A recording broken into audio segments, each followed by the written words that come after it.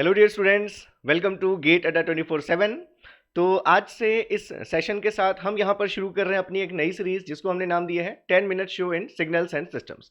तो different subject के 10 minute show आपको ऑलरेडी मिल रहे हैं। यहाँ से आज से मैं सिग्नल्स एंड सिस्टम्स के लिए आपके लिए शो शुरू कर रहा हूँ। तो एक बार आप लोग इस वीडियो में, जैसे मैंने आज एक टॉपिक लिया है जो कि सिग्नल्स के आप कहें कि बहुत बेस की चीज़ है, मतलब सिग्नल के बहुत सारे कॉन्सेप्ट उस चीज़ पर ही बेस्ड हैं। तो वो एक कॉन्सेप्ट से मैं शुरू कर रहा हूँ 10 मिनट शो को, लेकिन इसके कमेंट सेक्शन में मैं वेट करूंगा कि आप लोग अपनी रिक्वायरमेंट बताएं कि आपको किन टॉपिक्स में डाउट्स हैं। अदरवाइज आप अगर चाहें तो ये भी कर सकते हैं हम कि चैप्टर वाइज हम 10 मिनट शो करें, मतलब एक चैप्टर के इंपॉर्टेंट टॉपिक्स को हम पहले अगर 10 मिनट शो के थ्रू हम कंप्लीट करें। तो जो भी आपका यहाँ पर सजेशन होगा, मोस्ट वेलकम, आप बिल्कुल कमेंट सेक्शन में बताइएगा। और जो भी मैं यहाँ पर आपको बताऊंगा जैसे 10 मिनट शो में, तो उससे रिलेटेड कुछ क्वेश्चंस भी आपके साथ में जो कॉम्प्रिहेंसिव कोर्स है यूट्यूब वाला, उसमें मैं शेयर करूंगा जिससे कि इन कॉन्सेप्ट पर बेस्ड क्वेश्चंस आप कर सकें। तो आज इस पहले 10 मिनट शो के लिए, तो चलिए मैं लिख देता हूं एक बार कि आज से ये हम शुरू कर रहे हैं। It is 10 minutes show. कुछ ज़्यादा मोटा ले लिया क्या मैंने? एनीवेज 10 मिनट्स शो किसका है ये? तो सब्जेक्ट हमने लिया है यहाँ पर सिग्नल्स एंड सिस्टम्स। आपके साथ सिग्नल्स एंड सिस्टम्स में यूट्यूब में मैं कॉम्प्रिहेंसिव कोर्स के साथ नहीं जोड़ रहा हूँ।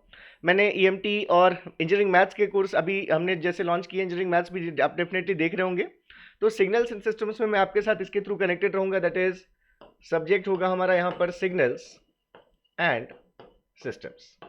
तो आज जो पहला टॉपिक लिया यहाँ पर मैंने 10 मिनट शो के लिए, दैट इज फर्स्ट टॉपिक हमारा है आज के शो के लिए topic, that is orthogonal functions. Orthogonal functions तो देखिए बहुत इजीली हम देखेंगे और इस पर इसका इंपॉर्टेंस भी मैं डिस्कस करूंगा कि क्यों मैंने फर्स्ट, क्योंकि ये बहुत इजी है। मतलब ऐसा नहीं कि आप लोगों को ऑर्थोगोनल फंक्शंस पता नहीं है, लेकिन फिर भी इसका डिस्कशन क्यों इंपॉर्टेंट है इसकी हम बात करेंगे। तो ऑर्थोगोनल फंक्शंस दो टाइप के केसेस में आप डिफाइन करते हैं। दो फंक्शंस को ऑर्थोगोनल अगर आपको कहना है तो डिपेंड करता है कि वो फंक्शंस हमारे पीरियोडिक फंक्शंस हैं या फिर एपिरियोडिक फंक्शंस हैं। तो डेफिनेशन तो हमें पता है कि two functions are said to be orthogonal. Two functions, let's say f1t and f2t are said to be orthogonal if हमारे पास दो केसेस हैं। अगर हम कहें कि सिग्नल्स अगर हमारे एपीरियोडिक हैं, तो देखिए ऑर्थोगोनल का मतलब है कि जो area under the product of these functions अगर हैं, तो वो जो एरिया है प्रोडक्ट के अंदर का, वो एरिया जीरो होना चाहिए।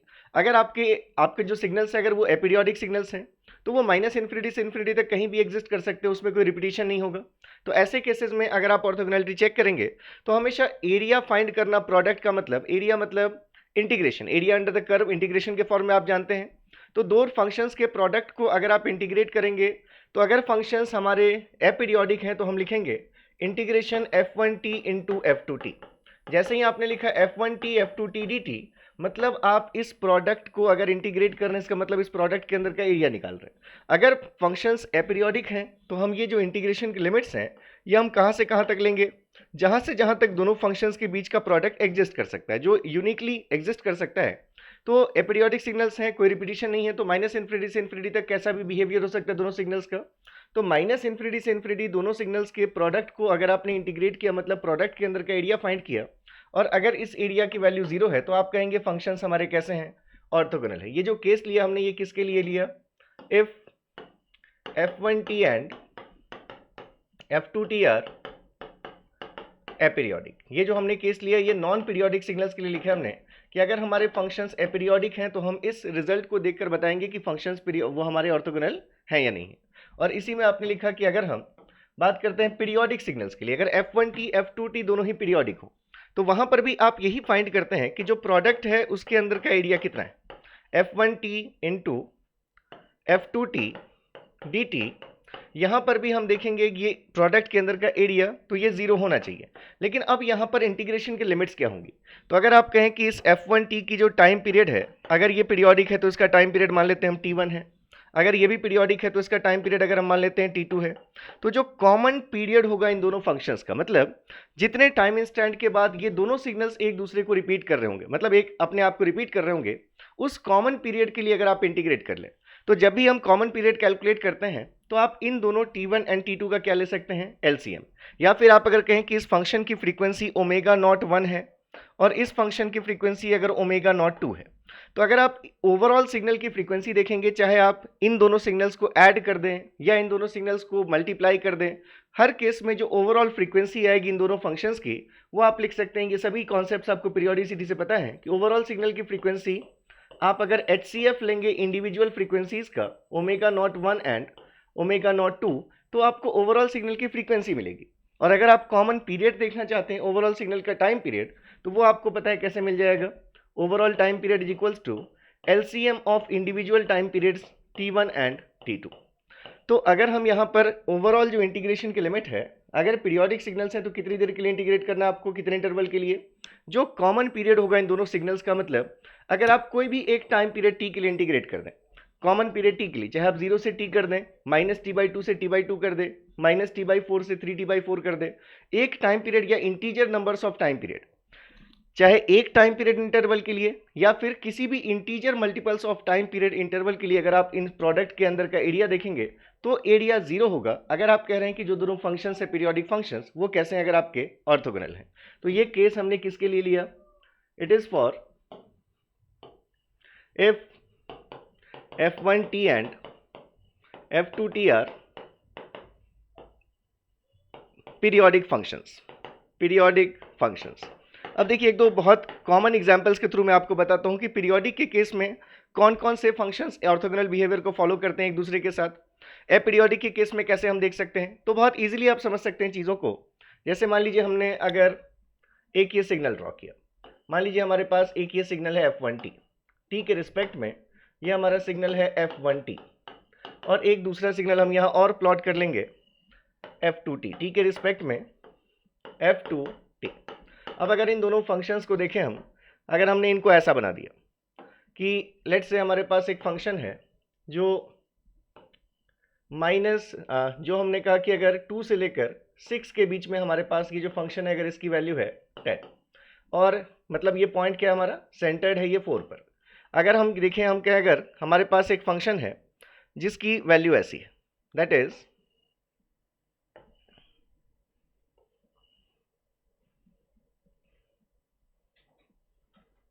ठीक है, थोड़ा एसिमेट्रिक दिख सकता है क्योंकि स्पेस की कमी है, तो फिर भी मैं ऐसा बना देता हूं।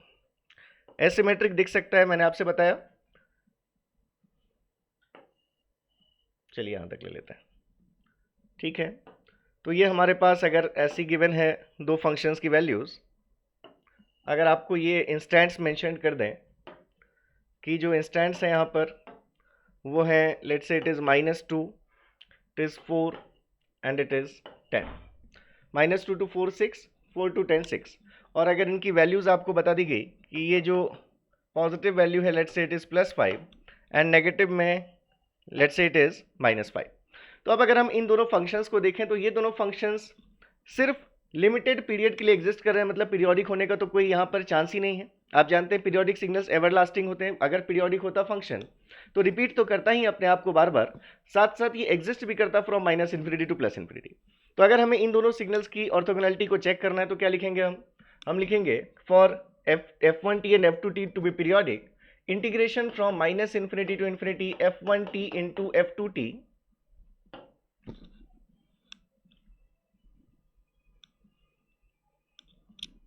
के कुछ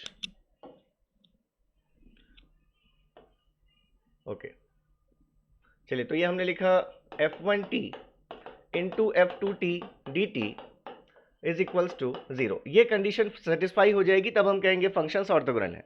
अब आप ये जानते हैं कि इंटीग्रेट करने का मतलब एरिया हमें फाइंड करना है प्रोडक्ट के अंदर का। अगर आप इन दोनों फंक्शंस के अंदर का प्रोडक्ट देखेंगे तो प्रोडक्ट की वैल्यू क्या होगी।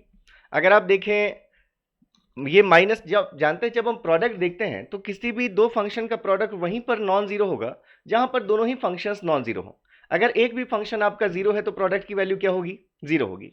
तो अगर आप यहां से देखेंगे दोनों फंक्शंस का प्रोडक्ट, तो अगर हम कहें कि ये हमारे पास पॉइंट है -2 का, अगर हमारे पास ये 2 का पॉइंट है और यहाँ पर हमारे पास कोई ये पॉइंट है 6 का पॉइंट, तो आपको ये दिख रहा है कि जो दोनों फंक्शंस हैं वो कॉमनली कहाँ से कहाँ तक एग्जिस्ट कर रहे हैं। जहाँ से जहाँ तक दोनों कॉमनली नॉन जीरो होंगे वहीं पर प्रोडक्ट आपको मिलने वाला है। तो 2 से लेकर 6 और 2 से लेकर 6 के बीच में ये दोनों फंक्शंस नॉन जीरो है। तो जो प्रोडक्ट होगा, अगर हम यहाँ पर प्रोडक्ट फंक्शन प्लॉट कर लें, अगर हम यहाँ पर क्या प्लॉट कर लें, टी के रिस्पेक्ट में अगर हम प्लॉट कर लें f1t इंटू f2t, दोनों का प्रोडक्ट, तो देखिए प्रोडक्ट की वैल्यू क्या होगी, 2 से पहले प्रोडक्ट 0, क्योंकि ये फंक्शन तो -5 है लेकिन इसकी वैल्यू 0 है, तो -5 इंटू 0 से रिजल्ट क्या मिला, 0 मिला। 6 के बाद ये फंक्शन भले ही +5 है लेकिन 6 के बाद ये फंक्शन 0 है, तो प्रोडक्ट भी 0। मतलब हमें जो प्रोडक्ट मिलने वाला है वो सिर्फ 2 से लेकर और ये 6 के बीच में मिलने वाला है। ये हमें पता है कि प्रोडक्ट हमारा 2 से लेकर 6 के बीच में मिलेगा। अब देखिए 2 से लेकर 4 के बीच में ये फंक्शन हमारा 10 है और ये फंक्शन हमारा कितना है, -5, तो प्रोडक्ट की वैल्यू कितनी हुई, 10 और -5 मतलब -50। तो 2 से लेकर 4 के बीच में जो प्रोडक्ट है आपका वो कितना मिल रहा है आपको, 2 से 4 के बीच में आपका प्रोडक्ट मिला -50।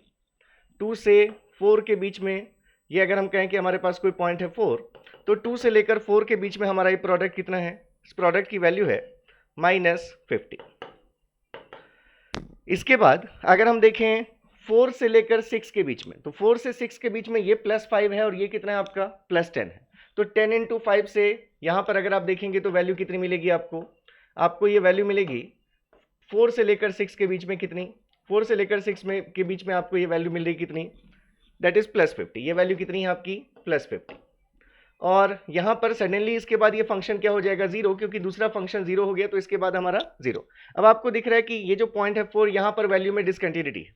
डिसकंटिन्यूटी की वैल्यू हम कैसे इवैल्यूएट करते हैं, ये सब कभी हम अलग एग्जाम में देखेंगे, अगले सेशन में।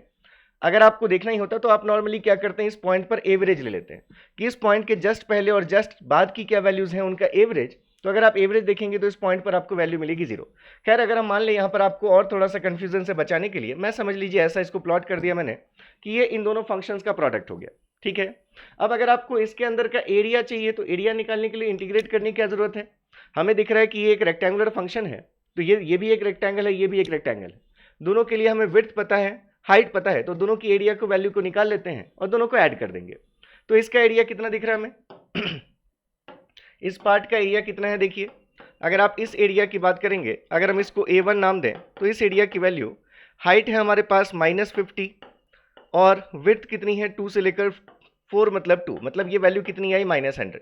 ध्यान रखेंगे एरिया कभी नेगेटिव नहीं होता, लेकिन साइन नेगेटिव क्या बता रहा है कि अगर हम इस टी एक्सिस के ऊपर के एरिया को पॉजिटिव कहेंगे तो इसके नीचे के एरिया के साथ हमें साइन लेना पड़ेगा नेगेटिव। नेगेटिव ये नहीं बताता कि जैसे एरिया हो गया, रेडियस हो गया, चीज़ें नेगेटिव कैसे हो सकती है, लेकिन अगर आप किसी एक पर्टिकुलर डायरेक्शन के एरिया को पॉजिटिव कह रहे हैं तो दूसरे को हमें नेगेटिव लेना पड़ेगा।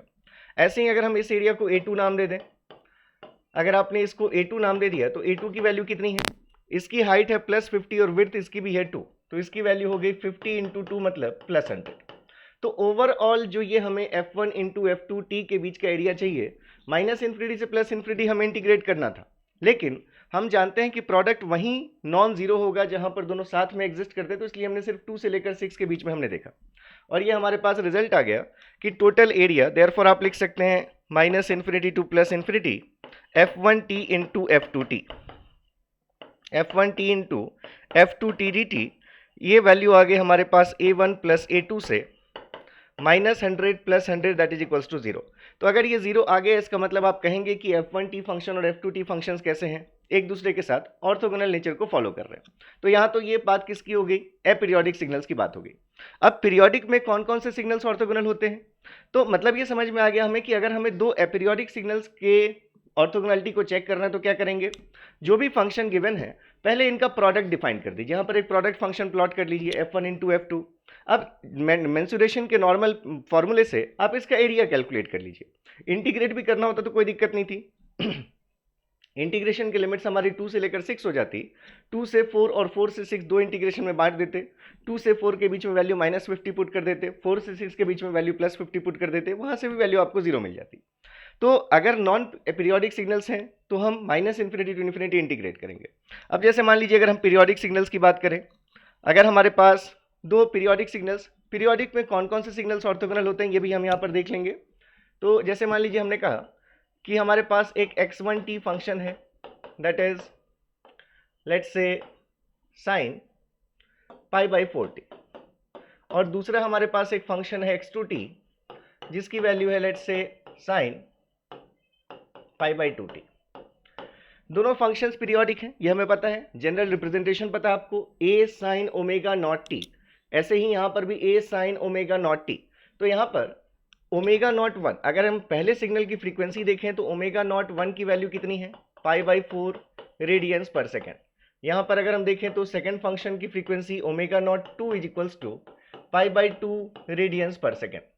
अगर ये इसकी फ्रीक्वेंसी है तो इसका टाइम पीरियड कितना होगा, t is equals to 2π upon omega. तो t1 equals to 2π upon omega naught 1 से इसका टाइम पीरियड आ जाएगा 8, और t2 is equals to 2π upon omega naught 2 करने से इसका टाइम पीरियड आ जाएगा 4, और टाइम पीरियड है मतलब यूनिट क्या है, सेकेंड्स है। तो अगर हमें इन दोनों सिग्नल्स से बनने वाले ओवरऑल सिग्नल, चाहे हम ऐड करके निकालें वो सिग्नल या हम प्रोडक्ट के थ्रू डिफाइन करें, उन सभी सिग्नल्स के लिए जो पीरियड होगा, कॉमन पीरियड जिसको आप नाम देते हैं, तो आपको अगर t कैलकुलेट करना होता तो लिखते आप LCM of t1 and t2, मतलब LCM लेना होता किसका, आपको 4 और 8 का, LCM ऑफ 8 एंड 4। तो आपको पता है 8 और 4 का LCM 8, मतलब हम कहेंगे कि जो इन दोनों से जो कॉमन सिग्नल जो जितने भी बनेंगे उन सब का टाइम पीरियड कितना होगा, 8, क्योंकि 8 से ये भी पीरियोडिक है। 8 सेकंड्स में ये सिग्नल अपना एक टाइम पीरियड कंप्लीट कर लेगा, और 8 सेकंड में ये सिग्नल अपने 2 टाइम पीरियड्स कंप्लीट कर लेगा, क्योंकि इसकी टाइम पीरियड की वैल्यू कितनी है, 4 सेकंड्स। ऐसे ही अगर आपको फंडामेंटल फ्रीक्वेंसी चाहिए तो या तो आप इससे भी देख सकते हैं कि अगर ये t की वैल्यू हो गई तो आप लिख सकते थे omega naught equals to 2π upon T. तो 2π अपॉन 8 करने से ये वैल्यू कितनी आ जाती है आपके पास, π/4। इसी को आप और कैसे कैलकुलेट कर सकते थे, अगर डायरेक्टली आपको ओमेगा नॉट देखना होता तो आप लिख सकते थे HCF, या फिर आप कहें GCD, हाईएस्ट कॉमन फैक्टर या फिर greatest common divisor of individual frequencies, और इंडिविजुअल फ्रीक्वेंसीज हमारे पास π/4 एंड π/2। तो जब आप ऐसे फंक्शन जो p/q के फॉर्म के फंक्शंस हैं, अगर आप इनका HCF लेते हैं तो आप न्यूमरेटर्स का HCF लेते हैं डिवाइडेड बाय डिनोमिनेटर्स का LCM लेते हैं। तो न्यूमरेटर्स का HCF क्या आएगा, पाई और पाई का HCF पाई ही होगा, मतलब वो नंबर जिससे हम इनको डिवाइड करें हमें इंटीजर मिले। तो ये भी पाई है, ये भी पाई है, दोनों को पाई से डिवाइड करेंगे तो 1 1 मिलेगा, तो इन दोनों का HCF आ गया पाई। और डिनोमिनेटर्स का हमें लेना है LCM, तो 4 और 2 का LCM कितना आ जाएगा, 4। तो यहाँ से देखिए यही रिजल्ट आ गया, π/4 रेडियन पर सेकेंड। तो हमें ये पता चल गया कि अगर हम इन दोनों सिग्नल्स को चाहे प्रोडक्ट करके कोई सिग्नल बनाएं या फिर हम ऐड करके कोई सिग्नल बनाएं, ऐसे सभी सिग्नल्स की जो फ्रीक्वेंसी होगी वो π/4 रेडियंस पर सेकेंड होगी, और जो टाइम पीरियड की वैल्यू होगी वो 8 सेकेंड्स होगी। तो अब अगर हम इनकी ऑर्थोगोनैलिटी चेक करना चाहते हैं तो हमारे पास क्या रिजल्ट आया। टू चेक, हमें अगर ये रिजल्ट देखना है कि इंटीग्रेशन कोई भी एक टाइम पीरियड के लिए हम ले सकते हैं 0 से t x1t into x2t dt, इसकी वैल्यू हमें देखना है। तो 0 to t का मतलब है 0 to 8 सेकेंड्स आप ले सकते हैं, जरूरी नहीं 0 to 8 ले, आप -4 से 4 ले सकते हैं, आप -2 से 6 ले सकते हैं, आप -1 से 7 ले सकते हैं, कोई भी एक 8 का इंटरवल, या आप integer multiples of time period भी ले सकते थे, मतलब 0 से 16 सेकेंड्स भी ले सकते हैं, 0 से 24 सेकेंड्स भी ले सकते हैं, सब में रिजल्ट्स आपको सेम मिलेंगे। x1t हमारे पास वैल्यू थी sin π/4t, x2t हमारे पास वैल्यू थी sin π/2t, और हमें इसको t के रिस्पेक्ट में इंटीग्रेट करना है, ठीक है। अब देखिए यहाँ से sin a into sine B, इसको हम और क्या लिख सकते हैं, आपको ये पता है कि cos of a minus B equals to cos a cos b plus sin a sin b plus sin a sin b, ये होता है हमें पता है। अगर यहाँ माइनस की जगह प्लस साइन हो जाए तो यहाँ प्लस की जगह माइनस साइन हो जाता है, ये भी पता है हमें। तो इसलिए हमें ये पता है कि अगर हमें sin a sin b की वैल्यू देखनी हो, sin a sin b की वैल्यू देखनी हो, तो 2 sin a sin b की वैल्यू होती है cos of a minus B minus of cos of a plus B. अगर हमें 2 sin a sin b देखना होता तो ये रिजल्ट होता है, यहाँ से 2 हटा दिया तो आपको यहाँ पर 2 लेना पड़ेगा, ठीक है। तो ये हमारे पास sin a sin b के फॉर्म की चीज़ है, तो हमने इसको लिख लिया, therefore let's say it is I. So I is going to be integration from 0 to 8 seconds sin a cos b, इसको हमने लिखा cos of a minus b। a की वैल्यू कितनी है π/4, b की वैल्यू π/2 है। cos of a minus b करेंगे, cos theta cos minus theta same होता है, तो cos of a minus b करें या cos of b minus a करें सेम है। तो π/4 माइनस π/2 करेंगे तो एक हमें वैल्यू मिलेगी cos π/4t, बीच में साइन दिया आपने minus, cos of A plus B जब करेंगे तो आपको वैल्यू मिलेगी कॉस 3π/4t, और डिवाइडेड बाई 2 को हम दोनों में से कांस्टेंट ये हमने बाहर इंटीग्रेशन के लिख लिया। अब इसको हमें क्या करना है, t के रिस्पेक्ट में इंटीग्रेट करना है।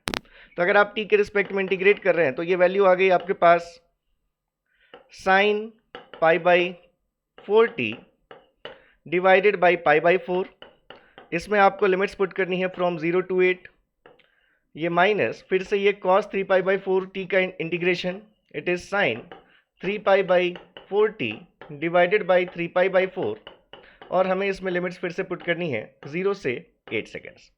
अब देखिए अगर आप t की जगह 8 पुट करेंगे, अगर आप यहाँ पर इसकी लिमिट देखें तो ये हमारे पास कैसा आ गया रिजल्ट 1/2 इंटू यहाँ से आपको वैल्यू मिली sin 2π। जब आप t की जगह पर 8 पुट करेंगे तो 4 से कैंसिल होकर यहाँ पर 2π बचेगा, माइनस लोअर लिमिट जब आप 0 पुट करेंगे तो sin 0 डिवाइडेड बाई π/4, माइनस इसकी वैल्यू ऐसे ही देखेंगे तो क्या आएगी, जब आप यहाँ t की जगह 8 पुट करेंगे तो ये आपको वैल्यू मिलेगी 6π, माइनस फिर 0 पुट करेंगे तो sin 0 डिवाइडेड बाई 3π/4। तो आपको पता है कि sin 2π या उसका कोई भी इंटीजर मल्टीपल भी 0 होता है और sin 0 डिग्रीज की वैल्यू भी 0 होती है। तो ये भी 0, ये भी 0, ये भी 0, ये भी 0, तो ओवरऑल वैल्यू ही कितनी आ गई 0। तो आप कहेंगे कि ये जो फंक्शंस हैं ये फंक्शंस हमारे ऑर्थोगोनल हैं, ये फंक्शंस हमारे ऑर्थोगोनल हैं। तो अभी हमने ये देखा कि अगर हमारे पास sin π/4t है एंड sin π/2t है तो हमने क्या कहा, ये कैसे होंगे, दीज आर ऑर्थोगोनल। ठीक है, अगर हम इसको ऐसे समझें कि अगर हम इसको ओमेगा नॉट नाम दे दें, अगर हमारे पास π/4 को हम ओमेगा नॉट कहें तो ओमेगा नॉट के रिस्पेक्ट में π/2 को हम क्या कह सकते हैं, 2 ओमेगा नॉट कह सकते हैं। यहाँ से अगर हम देखें अगर ये π/4 ओमेगा नॉट है तो π/2 का मतलब 2 इंटू π/4, मतलब इसको हम क्या कह सकते हैं 2 ओमेगा नॉट। तो इसका क्या मतलब हुआ कि अगर हम साइन ओमेगा नॉट टी और साइन 2 ओमेगा नॉट टी को देखें तो ये दो जो पीरियोडिक फंक्शंस है ये आपस में कैसे हैं, ये आपस में ऑर्थोगोनल है। तो ऐसे फंक्शंस को हम कहते हैं कि आपस में हार्मोनिकली रिलेटेड है, कि इसकी फ्रीक्वेंसी से 2 टाइम्स इसकी फ्रीक्वेंसी है। ऐसे ही जितने भी हार्मोनिकली रिलेटेड आपके सिग्नल्स आएंगे वो सभी एक दूसरे के साथ ऑर्थोगोनल होंगे। मतलब साइन 2 ओमेगा नॉट टी लिखें, साइन 3 ओमेगा नॉट टी लिखें, साइन 4 ओमेगा नॉट टी लिखें, ये जितने भी फंक्शंस होंगे ये सभी एक दूसरे के साथ ऑर्थोगोनल नेचर के होंगे। इसका मतलब कि अगर हम इंटीग्रेशन लिखते हैं कोई भी एक टाइम पीरियड के लिए कि sine m omega naught T into sine n omega naught T D T, तो ये जो रिजल्ट आएगा हमेशा क्या आएगा 0। अगर m की जगह और n की जगह हम कोई इंटीजर पुट करें जहां पर m is not equals to n, अगर m इक्वल्स टू n होगा तो ये चीज़ क्या बन जाएगी, अगर ये भी m है और ये भी m है, मतलब अगर ये भी n है और ये भी n है, m इक्वल्स टू n का केस अगर आ जाए तो आपके पास आएगा sine square n omega naught T. तो अगर sine square n omega naught T का इंटीग्रेशन देखेंगे आप टाइम पीरियड t के लिए तो ये रिजल्ट 0 नहीं आता, ये रिजल्ट कितना आएगा t/2 आएगा। तो ये भी चीज़ याद रखेंगे। ऑर्थोगोनल क्या होंगे, sine m omega naught t और sine n omega naught t, मतलब जिनकी फ्रीक्वेंसीज हार्मोनिकली रिलेटेड हैं अगर दो कंपोनेंट्स, तो ये साइन और साइन के सिग्नल्स क्या होंगे, ऑर्थोगोनल होंगे। सेम कंडीशन किसके केस में सेटिस्फाई होती है, कॉस के केस में भी। मतलब अगर आप यहीं पर लिखते similarly we can write, similarly अगर हम देखें एक टाइम पीरियड के लिए cos omega naught T into cos 2 omega naught T की इंटीग्रेशन की वैल्यू, तो ये वैल्यू भी 0 आएगी। इसका मतलब फिर से cos omega naught t, cos 2 omega naught t, cos 3 omega naught T, ये सभी फंक्शंस आपस में कैसे होंगे, ऑर्थोगोनल होंगे। तो इसके साथ आप लिख सकते हैं therefore cos m omega naught T into cos n omega naught T D T, ये हमारे अगर m और n अलग अलग हैं नंबर्स इंटीजर में, तो ये हमेशा ये दोनों फंक्शंस हमारे कैसे होंगे, ऑर्थोगोनल नेचर के होंगे किसी भी एक टाइम पीरियड के लिए। जो आपको टाइम पीरियड समझ में आ गया कि ये कौन सा टाइम पीरियड है जो इन दोनों का कॉमन टाइम पीरियड होगा, तो ये अगर ये वैल्यू हम देखें तो हमेशा क्या आएगी, वैल्यू 0 आएगी। तो ये फर्स्ट क्या आ गया पीरियोडिक सिग्नल्स में कि जितने भी साइनोसॉइडल सिग्नल्स हैं, फर्स्ट हो गया हमारे पास कि वो all the sinusoidal signals which are harmonically related to each other will be orthogonal to each other. ये जितने भी हार्मोनिकली रिलेटेड सिग्नल्स हैं साइन के वो सभी ऑर्थोगोनल हैं। ऐसे ही जितने भी हमारे पास कॉस के सिग्नल्स होंगे, that is cos omega naught t, cos 2 omega naught t, cos 3 omega naught T and so on, ये सभी सिग्नल्स आपस में क्या होंगे, ऑर्थोगोनल नेचर के होंगे, are orthogonal to each other. इसके साथ अगर हम बात करें, जैसे ये तो प्रोडक्ट हमारा कितना है 0, लेकिन फिर से अगर m इक्वल्स टू n हो जाए, यहां पर क्या केस लिया हमने, m is not equals to n, अगर m और n इक्वल हो जाए तो आपके पास क्या टर्म बनेगा, एक टाइम पीरियड के लिए अगर आप cos square n omega naught t को इंटीग्रेट करेंगे तो ये जो वैल्यू होगी, ये वैल्यू 0 नहीं होगी, फिर से ये वैल्यू किसके बराबर होगी, t/2 के बराबर होगी। तो ये भी चीज़ आपको ध्यान रखनी है। तो साइनसॉइडल सिग्नल्स डिफरेंट फ्रीक्वेंसी के जो कि इंटीजर मल्टीपल टाइम्स हो एक दूसरे से, तो वो सभी सिग्नल्स क्या हमारे, वो सभी एक दूसरे के साथ ऑर्थोगोनल है, साइन के केस में भी, कॉस के केस में भी। तीसरा क्या हो सकता है, तो तीसरे पीरियोडिक सिग्नल का एग्जांपल है, जैसे थर्ड हम कहें कि harmonically related एक्सपोनेंशियल्स, harmonically related exponential. देखिए ये कहने के लिए 10 मिनट शो हो गया, लेकिन आज का ये लेंदी हो गया लेक्चर, लेकिन क्योंकि ये पहला लेक्चर है, मैं यहाँ से बात कर रहा हूँ कि हम एक बेस कॉन्सेप्ट को लेकर चलें। जब भी हम फुरियर सीरीज की बात करेंगे, फुरियर ट्रांसफॉर्म की बात करेंगे, किसी भी की ट्रांसफॉर्म की बात करेंगे, या कहीं भी फ्रीक्वेंसी रिस्पॉन्स एनालिसिस देखना, वो कॉन्सेप्ट यहीं से शुरू होता है, और यहीं से इसलिए मैंने शुरू किया, यहीं से मैं आगे इसको डिस्कस करूंगा। तो harmonically related exponentials are orthogonal, that is, जैसे आप that is e to the power j omega naught t है, e to the power j 2 omega naught t है, e to the power j 3 omega naught t है, ये सभी जितने भी हमारे कंपोनेंट्स हैं, इसकी फ्रीक्वेंसी, इस कॉम्प्लेक्स एक्सपोनेंशियल की फ्रीक्वेंसी ओमेगा नॉट, इसकी फ्रीक्वेंसी 2 ओमेगा नॉट, इसकी फ्रीक्वेंसी 3 ओमेगा नॉट। तो ऐसे जितने भी हार्मोनिकली रिलेटेड कॉम्प्लेक्स एक्सपोनेंशियल्स होंगे वो सभी आपस में ऑर्थोगोनल बिहेवियर के होंगे। मतलब इंटीग्रेशन अगर आप एक टाइम पीरियड के लिए e to the power j m omega naught t into e to the power j n omega naught t अगर कर लेंगे, तो ये जो प्रोडक्ट आपको मिलेगा ये हमेशा क्या मिलेगा, 0 मिलेगा। तो ये थर्ड केस हो गया, कौन सा, हार्मोनिकली रिलेटेड कॉम्प्लेक्स एक्सपोनेंशियल्स क्या होते हैं, ऑर्थोगोनल होते हैं। और एक आप चीज और समझ सकते हैं कि DC and sinusoids are orthogonal to each other. इसका कारण क्या है, जैसे देखिए हमने पहली बात की कि अगर एरिया की हम बात करें तो एरिया मतलब जो इंटीग्रेशन का मतलब है एरिया अंडर द कर्व, ठीक है। तो आप अगर कभी भी किसी फंक्शन का इंटीग्रेशन करते हैं, जैसे अगर आपके पास कोई साइन या कॉस का फंक्शन, मैं सिर्फ एक साइकिल बना रहा हूं, ये साइन का एक साइकिल है, ये कॉस का एक साइकिल है, ये हमारे पास कॉस का एक cycle, it is cos T या कॉस ओमेगा नॉट टी लिख दें हम, cos omega naught T, T के रिस्पेक्ट में, ये हमारा sign omega naught T, T के रिस्पेक्ट में, ये हम कहें इसका half of the time period है t/2, ये टोटल टाइम पीरियड है t, जहां की t की वैल्यू किसके बराबर है, 2 अपॉन ओमेगा नॉट। अगर साइन की फ्रीक्वेंसी ओमेगा नॉट है तो उसका टाइम पीरियड t, तो ये half of the time period है, ये टोटल टाइम पीरियड है। ऐसे ही यहां पर अगर आप देखेंगे तो ये पॉइंट आएगा t/2 और ये पॉइंट आएगा t का, ठीक है, ये कॉस ओमेगा नॉट t है, तो यहां पर भी जो कैपिटल T है वो t is equals to 2 upon omega naught. तो जब भी आप लिखते हैं इंटीग्रेशन कोई एक टाइम पीरियड के लिए, 0 से लेकर t तक लिख दे आप, sign omega naught t dt, मतलब आप क्या कर रहे हैं, इंटीग्रेट कर रहे हैं 0 से t तक, इसका मतलब आप एरिया फाइंड कर रहे हैं। और एरिया आपको दिख रहा है कि साइन के लिए अगर आप एक टाइम पीरियड के लिए इंटीग्रेट कर रहे हैं तो इस फंक्शन में जितना आपको पॉजिटिव हाफ दिख रहा है बिल्कुल वैसा ही आपको नेगेटिव हाफ भी दिख रहा है, जैसा ये पॉजिटिव हाफ वैसा ही ये नेगेटिव हाफ, मतलब जितना इसमें पॉजिटिव एरिया है उतना ही नेगेटिव एरिया है। तो इसलिए इस इंटीग्रेशन की वैल्यू हमेशा क्या आएगी, 0 आएगी।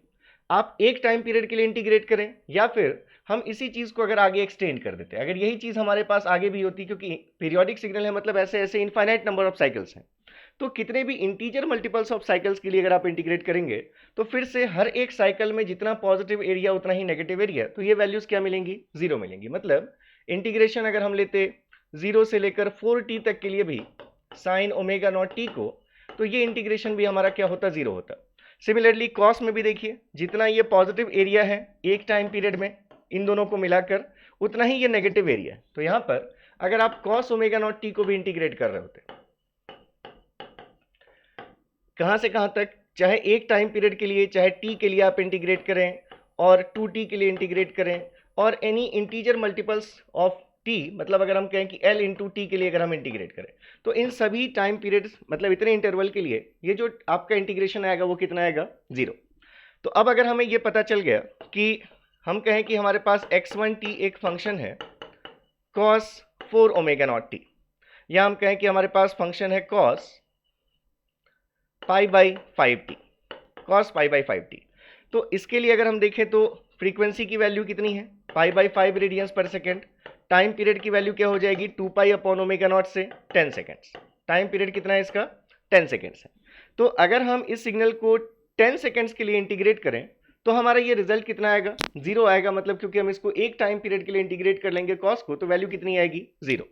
अब आप डीसी सिग्नल जानते हैं, डीसी का मतलब क्या है, या कांस्टेंट फंक्शन का मतलब जो माइनस इन्फिनिटी से इन्फिनिटी तक टी की हर वैल्यू के लिए जिसकी वैल्यू कांस्टेंट हो। मान लीजिए हमने कहा कि ये हमारा कांस्टेंट है ए, अगर हम कहें कि ये हमारा x2t है दूसरा function, that is equals to A T के रिस्पेक्ट में, तो हमने अभी पहला फंक्शन लिया x1t that is equals to cos pi by 5t, और दूसरा फंक्शन हम ले रहे हैं x2t that is equals to any constant function let's say a। तो अगर आप इंटीग्रेशन देखना चाहेंगे x1t इंटू x2t dt, तो देखिए पीरियोडिक डीसी सिग्नल हमेशा हम इसको पीरियोडिक कंसिडर करते हैं, इसकी फ्रीक्वेंसी हमेशा 0 है लेकिन टाइम पीरियड इसका अनडिफाइंड है, ठीक है। तो जब भी आप डीसी और साइनसॉइडल सिग्नल को कंसिडर करते हैं एक साथ, तो डीसी का कोई आप वहां पर टाइम पीरियड पर इफेक्ट काउंट नहीं करते, जो पीरियोडिक सिग्नल का पीरियड है वही, जो दूसरे पीरियोडिक सिग्नल का या साइनसॉइडल सिग्नल का पीरियड है वही ओवरऑल सिग्नल का भी पीरियड बनेगा। तो अगर आप यहाँ से x1t इंटू x2t dt को इंटीग्रेट करके देखना चाहते हैं एक टाइम पीरियड के लिए, तो जो इसका टाइम पीरियड है t that is equals to 10 seconds, उतने ही के लिए आपको इंटीग्रेट करना है। तो अगर आप 0 से लेकर टाइम t तक के लिए इंटीग्रेट करें तो ये वैल्यू क्या आएगी, इंटीग्रेशन x1t की वैल्यू है आपके पास x1t is cos pi by 5t into x2t is what, आपने कहा कांस्टेंट a dt, 0 से लेकर कहाँ तक, जो इसका टाइम पीरियड है मतलब 10 सेकेंड्स तक। तो a तो कांस्टेंट है, कांस्टेंट का इंटीग्रेशन में अगर आप रोल देखें तो उसको आप इंटीग्रेशन से बाहर ले सकते हैं। तो अगर ये इंटीग्रेशन से बाहर आ गया तो आपके पास वैल्यू बची cos pi by 5t dt from 0 to 10 seconds. अब हमें पता है कि इसकी वैल्यू तो 0 है, हमें ये पता है कि cos के एक टाइम पीरियड का इंटीग्रेशन तो कितना आएगा, 0। तो ये वैल्यू 0 है, इसलिए a इंटू 0 से ये वैल्यू भी क्या मिली, 0 मिली। a into 0 equals to what, 0। इसका मतलब कि अगर हम एक कांस्टेंट फंक्शन और एक साइनसॉइडल फंक्शन को देखें तो ये एक दूसरे के साथ किस नेचर के हैं, ये एक दूसरे के साथ ऑर्थोगोनल नेचर को फॉलो करते हैं, क्योंकि अगर इंटीग्रेशन हम लिखें sine pi by 3t dt for 0 to 6 seconds जो कि इसका टाइम पीरियड है, तो अगर ये चीज़ 0 है तो अगर हम इसी के अंदर यहाँ पर 5 लिख दें और फिर लिखें 5 sign pi by 3t dt, तो ये वैल्यू भी क्या होगी, 0 ही होगी अगर हम 0 से 6 सेकेंड तक ले रहे हैं, क्योंकि ये 5 तो इंटीग्रेशन के बाहर आ जाएगा। तो इसलिए एक डीसी और एक साइनसॉइडल सिग्नल एक दूसरे के साथ हमेशा कैसे होंगे, ऑर्थोगोनल नेचर को फॉलो करेंगे। तो ये जो हमारा सिग्नल है it is DC and it is sinusoidal signal, sinusoid, so DC and sinusoidal signals are orthogonal to each other।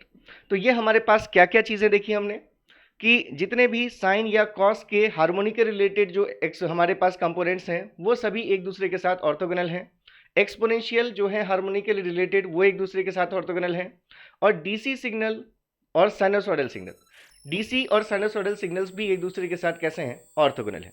तो हमने ये जो डिस्कशन किया ये हमारे लिए इंपॉर्टेंट इसलिए है कि आप देखेंगे कि हम किसी भी पीरियोडिक सिग्नल को हम किन के टर्म्स में एक्सप्रेस कर सकते हैं। अगर जैसे हमने कहा कि sine omega naught t sine 2 omega naught t sine 3 omega naught t, या cos omega naught t cos 3 omega naught t cos 3 omega naught t, अगर ये ऑर्थोगोनल है तो ऐसे ऑर्थोगोनल फंक्शंस का अगर हमारे पास एक कंप्लीट सेट हो, मतलब ऐसे जितने फंक्शंस हैं जो कि cos ओमेगा नॉट टी के साथ ऑर्थोगोनल होंगे, अगर उन सभी फंक्शंस को हम ले लें और उसका एक सेट बना लें, तो उस सेट के टर्म्स में हम किसी भी पीरियोडिक सिग्नल को एक्सप्रेस कर सकते हैं। यही फूरियर सीरीज का स्टेटमेंट है। तो ये सभी चीज़ें आगे हम देखेंगे। हमने इसका डिस्कशन इसलिए भी कर लिया कि आगे हम जब जाएंगे ओवरलैपिंग सिग्नल्स के केस में अगर हमें एनर्जी या पावर फाइंड करना होगा तो वहां पर हमें ये ऑर्थोगोनैलिटी का कॉन्सेप्ट काम आएगा। वहां पर आप बहुत ईजिली उन क्वेश्चंस को हैंडल कर पाएंगे। तो चलिए, आज के इस सेशन से मुझे सिर्फ यहाँ पर आपको एक इन्फॉर्मेशन देनी थी कि हम 10 minute show off signals and system शुरू कर रहे हैं। आपका यहाँ पर रिस्पांस थोड़ा सा मुझे दिखेगा तो अच्छा लगेगा। आप लोग कमेंट सेक्शन में बताइएगा कि नेक्स्ट जो आपको 10 मिनट शो चाहिए सिग्नल्स एंड सिस्टम में, या तो आप बताइए कौन सा ऐसा टॉपिक है जो कि बिल्कुल समझ में नहीं आता आपको, कहीं से भी देखा पढ़ा सुना, लेकिन अगर हम उसको नहीं कर पा रहे, हम उसको अगर बहुत अच्छे से कॉन्सेप्चुअली हम नहीं समझ पा रहे कि क्या है वो चीज़, कैसे काम करती है, या उसके क्वेश्चंस कन्वर्ट नहीं होते, तो प्लीज़ आप मुझे बताइए। और ये मेरा प्रॉमिस है कि सिग्नल सिस्टम में कोई भी ऐसा टॉपिक अगर आपका है जो कि नहीं कर पा रहे आप सॉल्व, तो इस 10 मिनट शो के थ्रू हम उस आपके जो कॉन्फिडेंस में जो कमी है उसको डेफिनेटली हम दूर करेंगे। तो चलिए फिर आज के सेशन में यहीं तक। आज थोड़ा सेशन ये लंबा हो गया होगा। आगे से मैं कोशिश करूंगा कि 10 मिनट शो 10 मिनट्स के अंदर ही आ जाए और अलग अलग कॉन्सेप्ट्स अलग अलग क्वेश्चंस के साथ मिलते रहेंगे। तो मिलेंगे फिर नेक्स्ट सेशन में। तब तक के लिए all the best. Thank you so much. Bye bye.